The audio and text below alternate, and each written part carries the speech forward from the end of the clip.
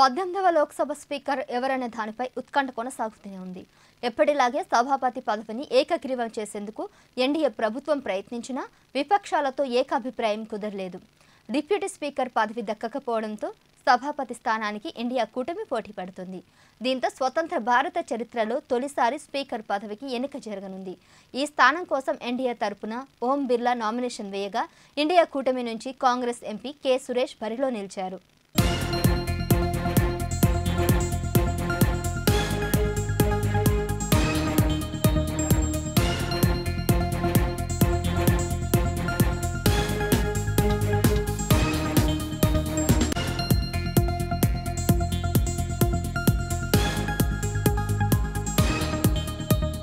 వాస్తవానికి సభాపతి పదవిని అధికార పక్షం, ఉపసభాపతి పదవిని విపక్షం చేపట్టడం ఆనవాయితీగా వస్తుండగా గత హయాంలో డిప్యూటీ స్పీకర్ లేకుండానే సభలు నడిచాయి. అయితే ఇటీవల జరిగిన సార్వత్రిక ఎన్నికలతో దిగువ సభలో తమ బలాన్ని పెంచుకున్న ప్రతిపక్షాలు ఈసారి ఉపసభాపతి పదవికి పట్టుపట్టాయి. స్పీకర్ పదవి అధికార పక్షం తీసుకుంటే డిప్యూటీ స్థానాన్ని తమకు ఇవ్వాలని డిమాండ్ చేశాయి. లేదంటే సభాపతి పదవికి తాము అభ్యర్థిని నిలబెడతామని హెచ్చరించాయి.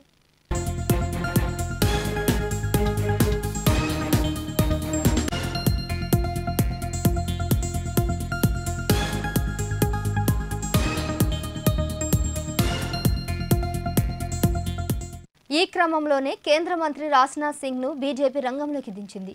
ఈ ఉదయం నుంచి ఆయన మల్లికార్జున్ ఖర్గే, ఎంకే స్టాలిన్ సహా పలువురు ఇండియా కూటమి నేతలతో వరుస చర్చలు జరిపారు.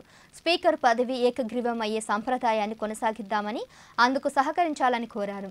ఇందుకు ప్రతిపక్షాలు అంగీకరించినప్పటికీ ఉపసభాపతి పదవి కావాలన్న డిమాండ్ మళ్లీ ముందుంచాయి.